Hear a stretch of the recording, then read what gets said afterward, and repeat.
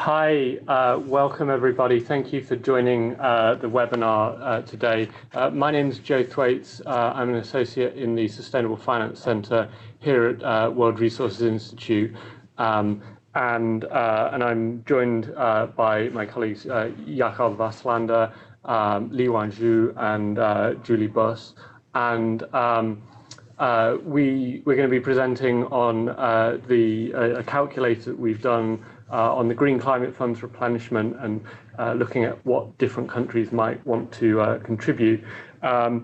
First of all, I'll just go over a bit of logistical information.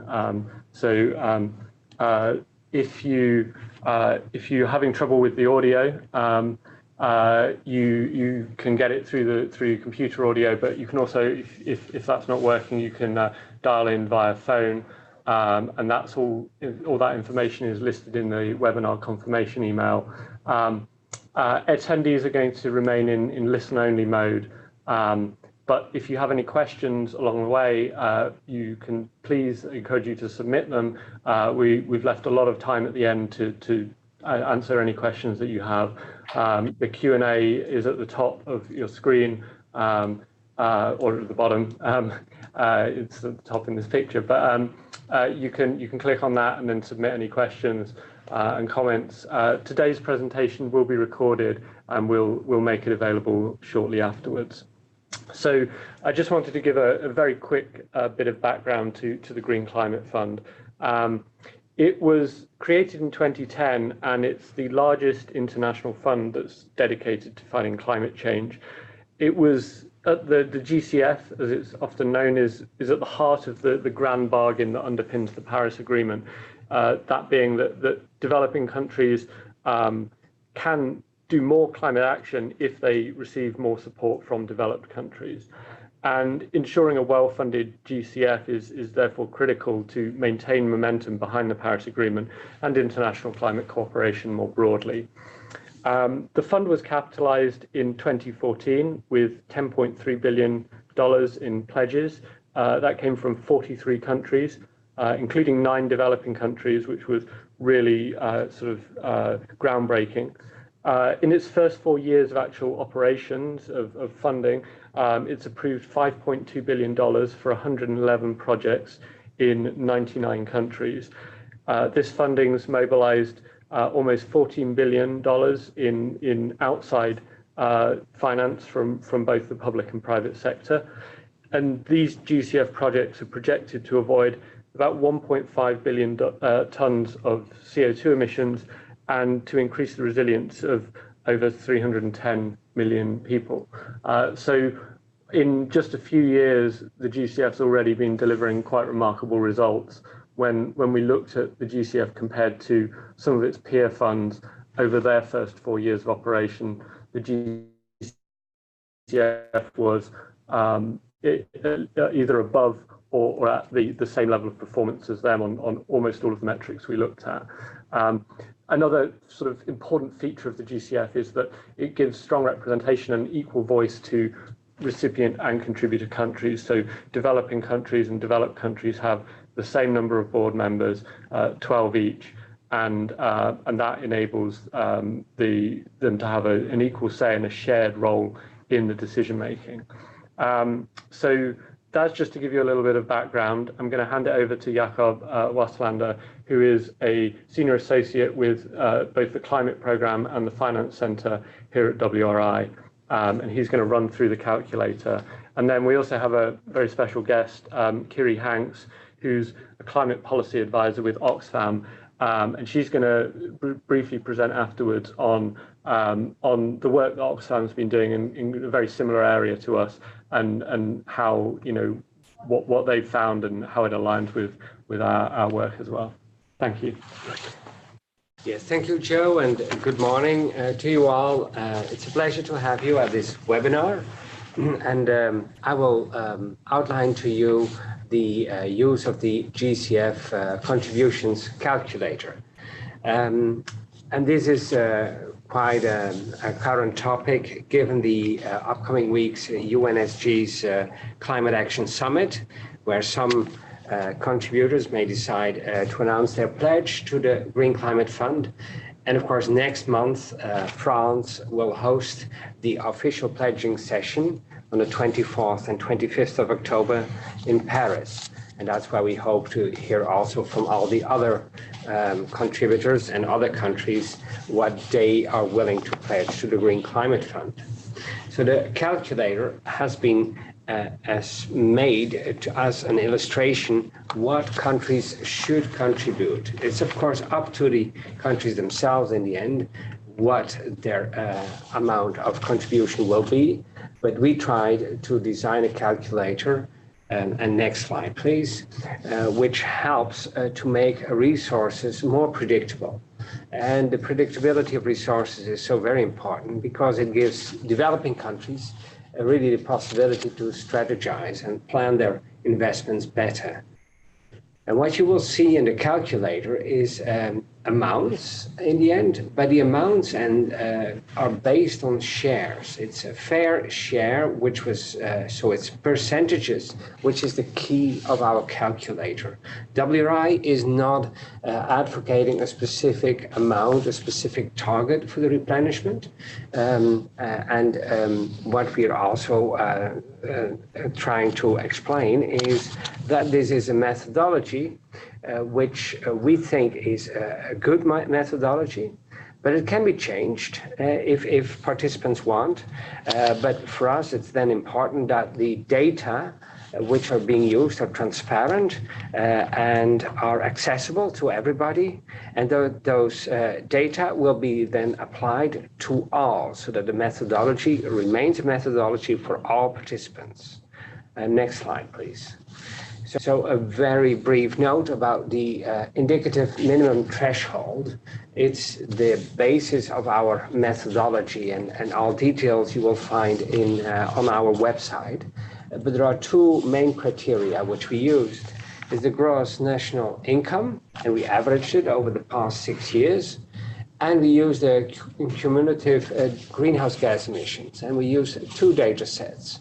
One is the data sets from 1850 onwards, and the second data set is 1990 onwards. And we averaged those two to come to a percentage.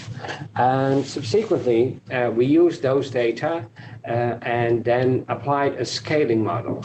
We tried to have, and we applied the average of the greenhouse gas emissions per capita on the sample group. In the case of the greenhouse gas contributors, there are 23 countries. And we try to establish whether a country is emitting more greenhouse gas emissions per capita or less than the average. If the country emits more greenhouse gas emissions, then there will be a 0.25 scaling up of the contribution. If the country is emitting less than the average, there will be a scaling down of the contribution. So that's in very general terms the underlying contribution, underlying methodology for our contributor. Next slide, please. Because then we arrive at the main page of the contributor. And what you see here is the 23 countries which have contributed or should have contributed to the initial resource mobilization in 2014. And on the far right-hand side, you see an extra column, which is other countries. Those are the other countries, and Joe already mentioned them, developing countries or other developed countries, which also contributed in 2014 to the initial resource mobilization.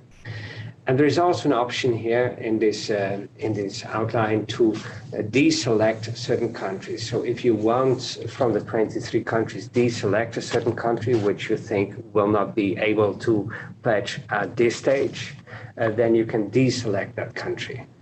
What you also see is the gray columns. The gray columns show you the pledges in 2014. And the green column are the pledges made already in late 2018 or earlier this year by 5 countries. They're all on the left-hand side of the graph.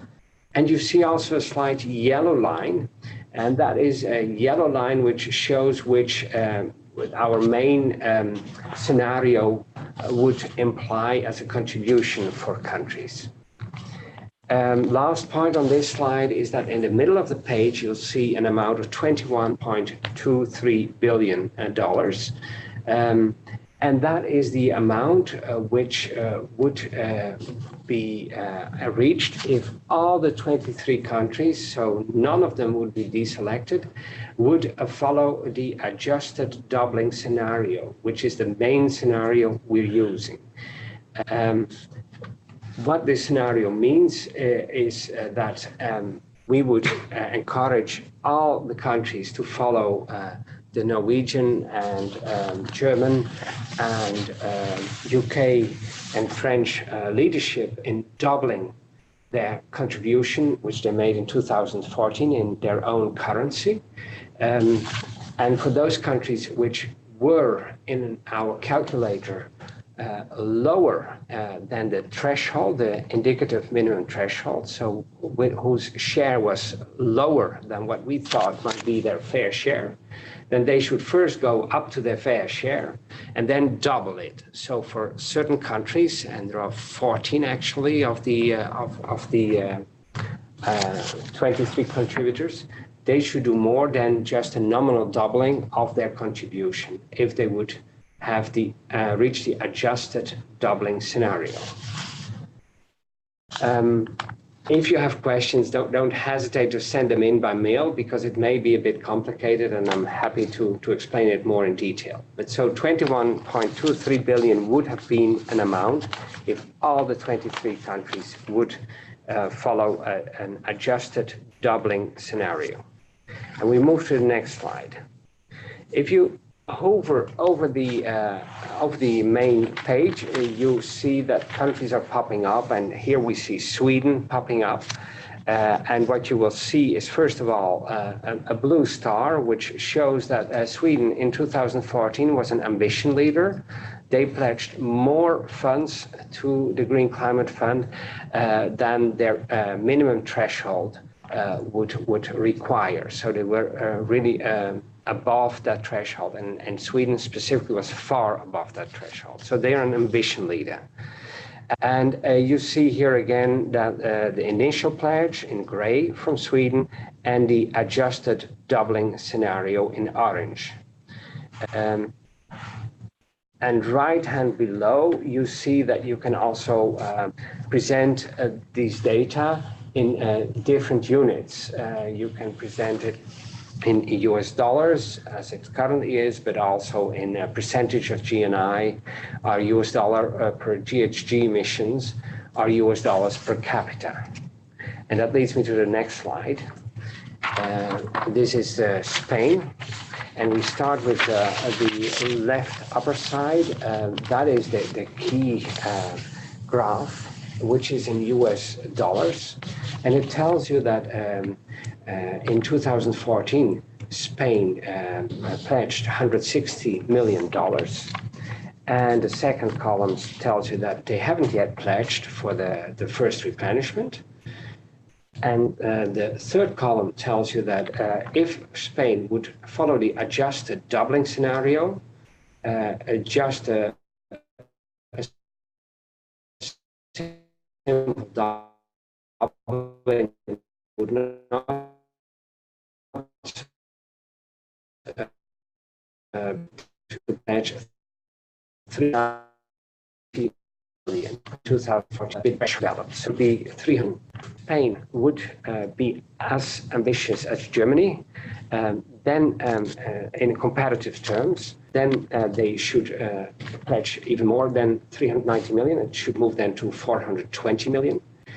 And Norway has pledged in December 2018, and Norway is a really ambitious country. So if Spain would, in comparative terms, want to be as ambitious as Norway, Spain should pledge $1.34 billion. The second, now please go back to Spain, please, because upper right side, you see the same information but then in US dollars per capita. Left below, you see what the percentage of GNI would be. And right below, you would see what the US dollar per greenhouse gas emission result would be. We move to the next slide, and that's Norway. I already briefly mentioned the fact that Norway is a very ambitious country, and that shows because what you see here is the left above the amount pledged in 2014 in gray, dark gray, and then the green, which is the amount pledged in US dollars for this replenishment. And this amount is that very high that it's far above our indicative minimum threshold. So also in all the other scenarios, this would be the amount which Norway would contribute. Because if we would strictly apply the minimum threshold, we would tell Norway to decrease their pledge. And that's, of course, not what we want, because we want to have a successful and ambitious replenishment. So that's why all the columns in Norway, also in all the other three graphs, are at the same level. Then we move to the next slide. Because there are several countries in total 18 which haven't yet pledged. And so perhaps next week or otherwise in October, we hope that most of them will pledge. And what would be the pledge to be really an ambitious leader? That pledge should aim at, in our view, at least the adjusted doubling scenario. And so what does it mean for the Dutch? In 2014, they pledged 133 million. In 2019, the adjusted doubling scenario is 340 million. So not just the simple doubling, which would lead to 260 million, but significantly more, because in 2014, the amount was below the fair share as calculated by WRI in our methodology. If the Dutch would like to be as ambitious as their eastern neighbor Germany, in relative terms, they should contribute 370 million. And if they want to follow their Scandinavian brethren, like Norway, they should move up to $1.19 billion next week or next month. So the big question now is, will we see in the upcoming period that the Netherlands is becoming an ambition leader? And that is also the same with 17 other countries who haven't pledged yet. And so this is also a methodology we can apply for voluntary contributions. So also beyond the 23 countries, we could see whether indeed, if countries want to contribute, what their fair share might be if the methodology we developed would be followed. So on the next slide, you see the handles, the Twitter and Facebook handle. You'll find them in the calculator, and it helps you to visualize the graphs and to be able to send them with your own observations as a tweet or through Facebook. So now I give it back to Joe. Thank you so much, Jacob. So now I want to hand over to Kiri Hanks, who's with Oxfam in London, and she's going to just describe the work that Oxfam's been doing on GCF fair shares. Thanks, Joe. Hi, everyone. I hope you can hear me okay. And thanks for giving us the time to go through the analysis that we've done on this. And as Joe says, even though we've applied different approaches, we broadly arrive at very similar figures for fair shares. So I'm going to just briefly talk through the way we approach this. So there are, of course, many different ways of thinking about what a country's fair share might be. So we actually looked at 6 different approaches and then worked out an average. So the first one we looked at was how much a country provides in overseas development assistance as a kind of measure of willingness. We looked at what a country's share was in contributing to the UN budget, which is a measure of capacity to pay. And we also looked at a tool that's been developed by the Global Footprint Network, which is something called an ecological footprint, which looks at how much land and water area a population uses, and that was a measure of responsibility. And then we look at existing measures that are already out there, which are kind of a combination of capacity and responsibility. So the first one was, so Oxfam's done an adaptation financing index, and that looks at capacity, responsibility, but also equity. We also looked at something called the Climate Equity Reference Framework, which takes a 50-50 responsibility capacity index. And then we also looked at the European Commission's own distribution key for how it works out how European member states should contribute towards climate finance, towards the EU total. So that looks at relative shares of member states' emissions, and also their relative share in the total developed country GDP. So lots of different ways. We took an average, and they result in, well, I'll put in the chat box actually the link where you can see the kind of totals that this results in for each contributing country. And I suppose the other thing to say is that we did actually come out with expectations on total size of replenishment as well. So we looked at what a replenishment total could be if the Green Climate Fund was to grow at an annual rate of 10%, like any other multilateral fund, and you know, so an annual kind of growth rate is a good way of thinking about what total replenishment and capacity could be. And the World Bank's IDA grows at approximately about 10% in a year, or has done in recent years. And if you take a 10% annual growth rate, that results in a 15 billion replenishment. So about a doubling of each country, assuming that the current US administration doesn't pledge. And we also looked at a more ambitious scenario, a 25% growth rate, and that would result in about a total of 22 billion. Yes, and I will put the link in the chat so you can see the figures for yourself. Thanks.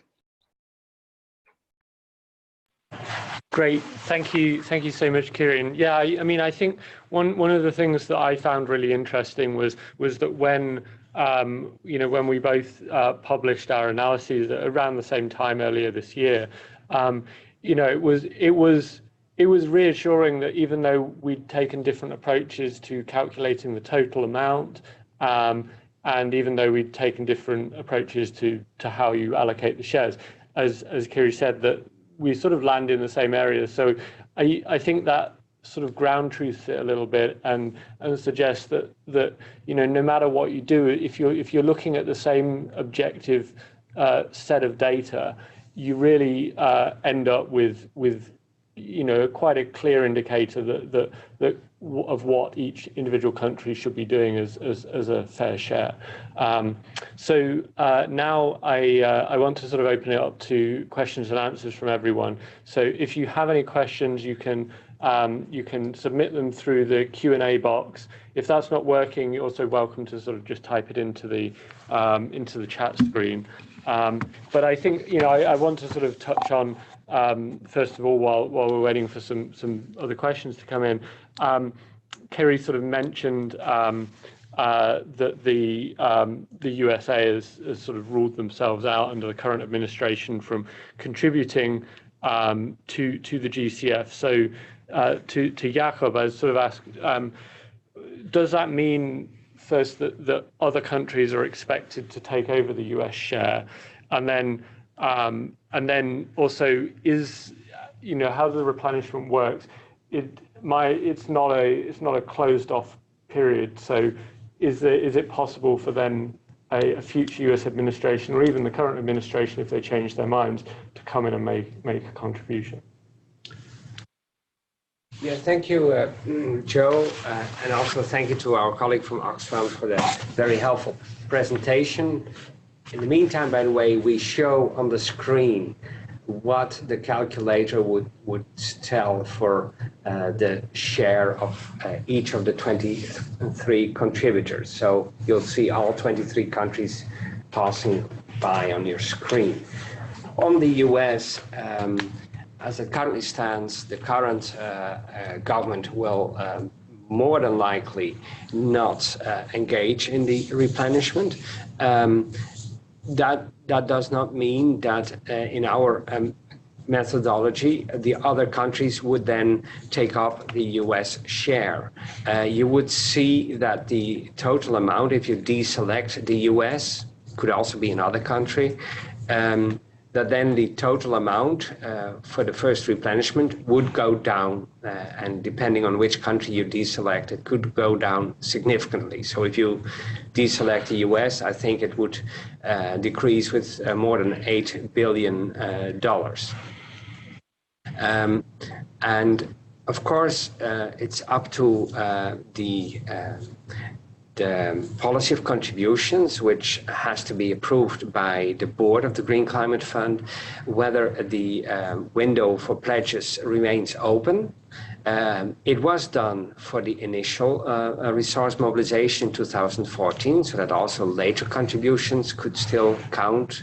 And the expectation is that that might happen this time as well, so that if countries, whether it's the contributors or others, decide to top up their existing pledge, or if they haven't yet pledged, do that at a later stage, that should be in principle feasible if the policy of contributions, like last time, includes it. That's what I could say on that point. Great, thank you. And I guess another question is something that comes up a lot in terms of looking at the pledges is the composition of those pledges, whether it's all in grants or some contributors. Last time, France and Canada gave a portion of their contribution as a loan, which eventually would have to be reimbursed by the fund. So what does that imply? Does that change how the calculator works? Yeah, so indeed there are, in the initial resource mobilization, 2 countries which decided to do part of their pledge in loans, which have to be reimbursed. And that was granted under this policy of contributions. And it remains to be seen what will be in the next version of the policy of contributions. But suppose the same approach would continue, then indeed those countries can still, or others could consider to pledge in partially in loans. It's not something which WRI, by the way, advocates. We think that this fund is really a fund which should have flexible means to really also be able to take certain risks which others are unable to take, and with that requires also an important level of concessionality. But in the calculator itself, you can see it in the sense that we show all the amounts in face value. But if it is about the grant equivalent, an amount which normally should also, a formula which should be in the policy of contributions, as soon as we know it, we would change the face value, or you could see it by clicking on it, and then you would see the counter value in grant equivalent terms. For example, we also have another calculator on the internet. It's the 1.0 version. There you will see all the amounts in face value terms, but if you click on Canada or on France, you can also see what it means for the grant equivalent for those two countries. And as soon as we know that for the first replenishment, that's also something we will apply to the pledges which have been announced. Great. And what's the process for converting a pledge into an actual contribution to the fund? After the pledging session, it is, as I understood it, the intention to have a meeting of the board to formalize the policy of contributions, and then based upon that, the GCF Secretariat will contact the different countries who have made a pledge and will engage with them in discussions about concluding a contract. And so as soon as a contract has been formalized, then the pledges will be changed in commitments. And those commitments are then based on the contractual terms agreed, can then be drawn upon by the Secretariat to fill the coffers. Great. Yeah, just a reminder, everyone, if you do have any questions, feel free to submit them in the Q&A box or in the chat box if that's not working, and we'll be happy to respond to any questions you have. Maybe everyone's playing around with the calculator already now, and or comparing it with the Oxfam numbers as well. I guess another point is, how did you deal with the European Union? Because the EU is itself a party to the UN Framework Convention on Climate Change, but then all its member states are also parties in and of themselves. I see a lot of European individual member states contributing. Should the European Union contribute as a bloc as well? Well, as it currently stands, in the initial resource mobilization, the Union and particularly the European Commission did not pledge or engage. And of course, it's up to the discussions in Brussels whether the member states would indeed also see it appropriate that the Union, as a union, or through the European Commission in this case, would contribute. That is something which I can't predict whether it happens. As I learned recently through the news, they have a very engaging, ambitious new climate commissioner in Brussels, a fellow countryman of mine. And so if he is indeed confirmed by the European Parliament, we'll see what's going to happen. But I think at this stage, my best guess is that the European Union as such, and the European Commission in particular, are not yet engaged in the pledging sessions. Got it. And one thing I did notice actually last year was that because the EU hasn't traditionally contributed to any of the multilateral climate funds as the EU, but last year they did make, I think it was a 10 million euro contribution to the adaptation fund, which was the first time. So I thought that was interesting as a potential signal of maybe a direction of movement there, but I guess we'll have to see. Is right now, so the calculator obviously is looking at countries.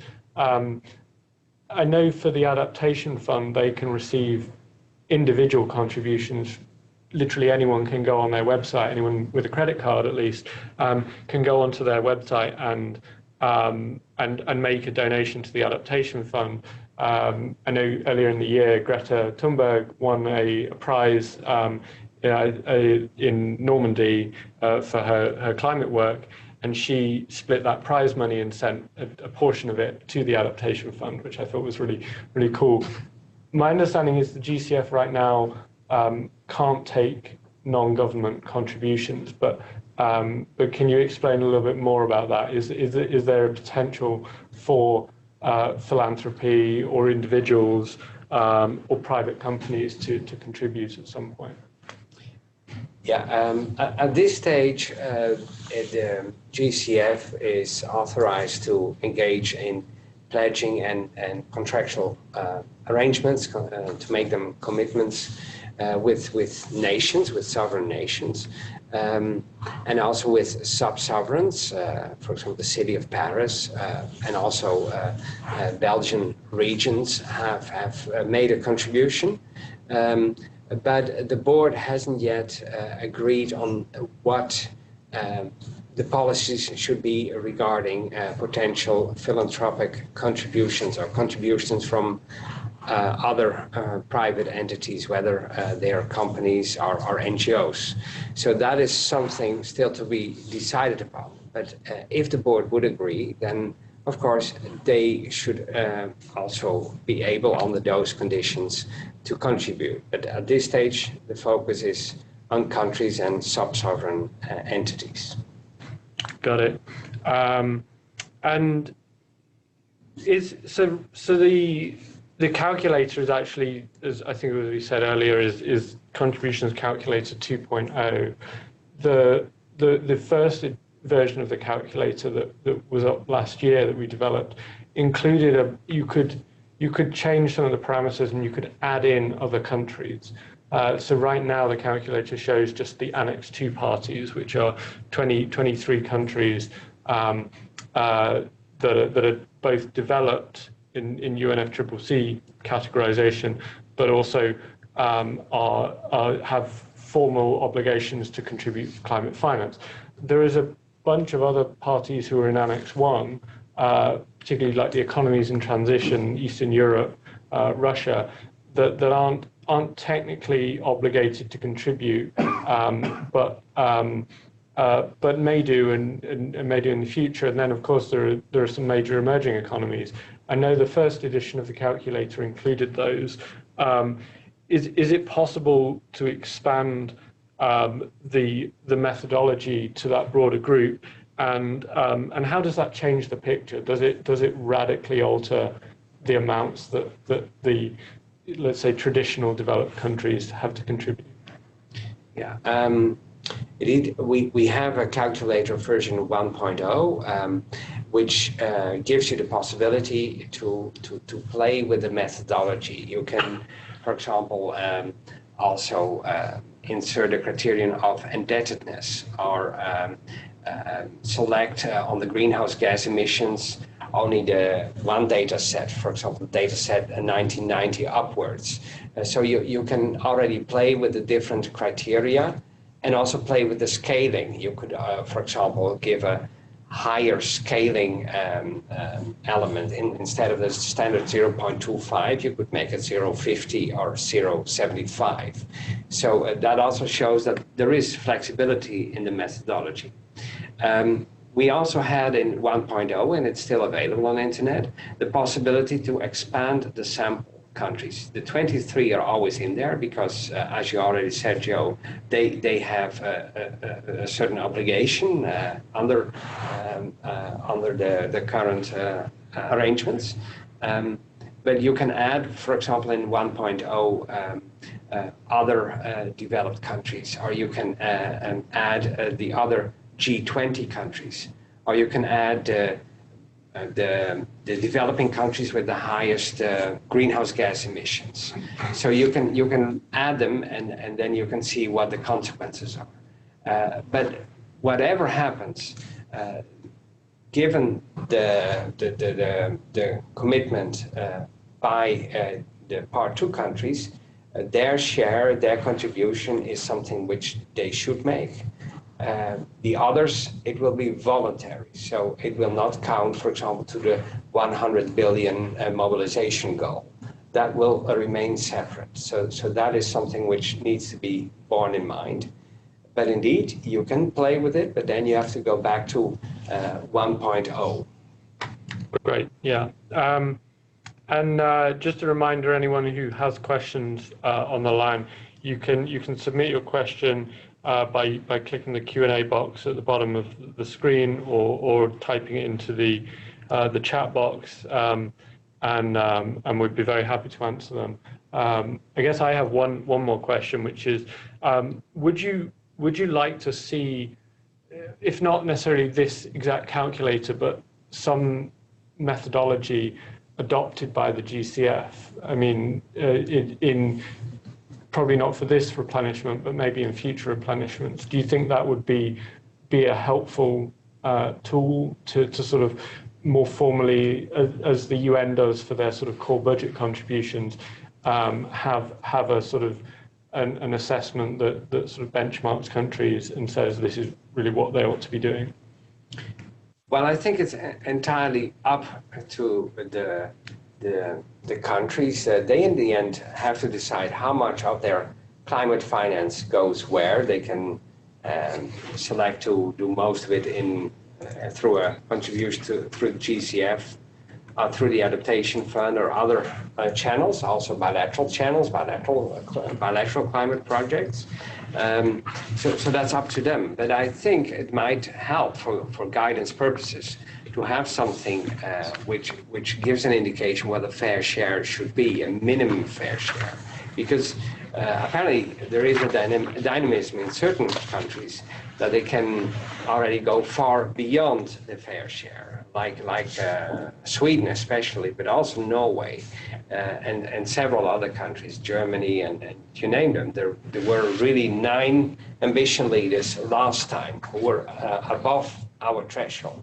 So we could also learn from that dynamism in those countries and see how that could also hopefully infect, in a good sense, the other contributing countries in really engaging much more in the Green Climate Fund as one of the key financial instruments of the Paris Agreement. Great, yeah, I like that, infect in a good sense. So we do have a question now from Fiona Ryan, who asks, does GCF funding count to the 100 billion goal? Well, yes, in that sense that for those who belong to the Part 2 countries, for them it's part of their contribution to the 100 billion goal. If other nations contribute, that would not count to the 100 billion goal. Like last time in 2014, South Korea, which is not a Part 2 country, gave a generous contribution of 100 million. That obviously does not count to the 100 billion goal. Got it. I did want to pass back to Kiri if she'd like to comment on any of the questions we've had so far. So Kiri, the floor is yours. Great, thanks, Joe. I just wanted to pick up on the question earlier about some pledges coming in the form of loans. And so this is a really important point. And of course, Canada and France, last time part of their pledge was in the form of loans. So, and I think, again, we don't have full details, but we expect some, again, this time will have come in the form of loans. And so when you look at the face value of that pledge, it looks more than it is, which is why grant equivalent reporting is really important. And also because it just gives the fund more flexibility to, and especially to finance adaptation action if they've got their funding in grant form. And we know that adaptation is really neglected at the moment. I also wanted to pick up on the question about other contributors. So in our analysis, we only looked at the kind of the Annex 1 group of countries that have a legal obligation to provide support to developing countries. But of course, you know, contributions from other countries are very welcome, and there's no cap on contributions. And actually, you know, the needs are really much greater than 15 billion. So, yeah, several times greater. So, the more the better.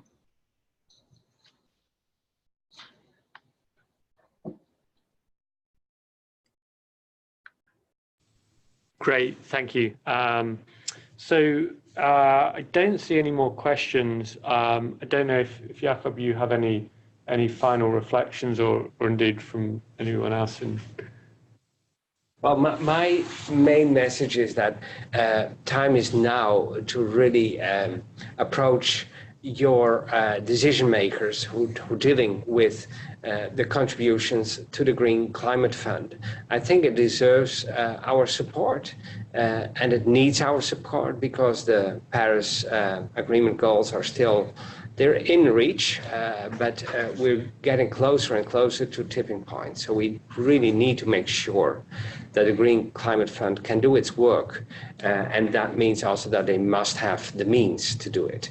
And so that's also why we have those tweet and Facebook handles, so that you can also use it in your communications and really make a plea to get this infection which ambition leaders have, and to have this type of good infection also really touching other contributing countries. So really use it, and also if you have further questions or you need clarifications, let us know. Great. Yeah, I definitely echo that sentiment, and I'd say, you know, we're just over a month away from the formal pledging conference on the 24th and 25th of October. And then on Monday, we have the UN Climate Action Summit, which I think is the perfect stage. And we're expecting a number of countries to come forward with GCF pledge announcements there. But we also know there are a lot of governments that are sort of still in the final phases of figuring out exactly how much they can contribute. So now is a really important time for people to be engaging with governments that they have relationships with to sort of make the case for why an ambitious replenishment is so important. And at WRI, we're going to be tracking this. We update the contributions calculator as soon as any new pledges come in. And we will be tracking on Monday. We'll also be, WRI is running a live blog that will be looking at everything that's happening at the summit, and we'll certainly be pitching in our analysis of any finance-related announcements. I did just see actually another question from David Eckstein, who at German Watch, who said, are you considering to expand the calculator to include developing countries with high capacity and or current responsibility, or is that too politically sensitive or unrealistic? So I think we touched on this a little bit earlier, but I don't know, Jakob, if you have any more thoughts on that. Well, we wanted the calculator 2.0 really to focus on the GCF replenishment and the importance for the Part 2 countries, the 23 contributors, to really engage and to engage above the on or above the minimum threshold we developed. And that is also why you saw on the screen all those countries and how much they might have to contribute as a minimum. Other countries, you will see them in Calculator 1.0. You will see there the set of for example, other G20 countries, and several of them are, I think, belonging to the group you were referring to from the German Watch side. And you have other sets of countries you can blend in there as well. So we did it over there, and that's also where you can see what it would imply if such a country would say, okay, we agree with, on a voluntary basis, to also contribute our fair share, and then apply the GNI, the greenhouse gas emission criterion, and the scaling, and apply the scaling, and then you would see what it would imply for their share to the coffers of the Green Climate Fund.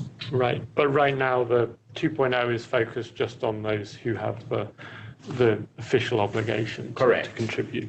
Got it.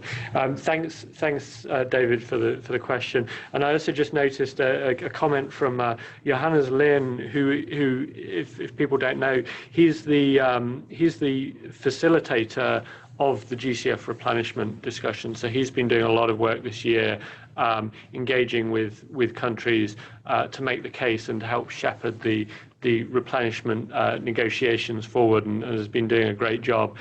Really pleased that he's been able to join us today. thanked us and Oxfam for the work around the replenishment. And equally, I'd like to thank him for joining and for all his continuing work on this.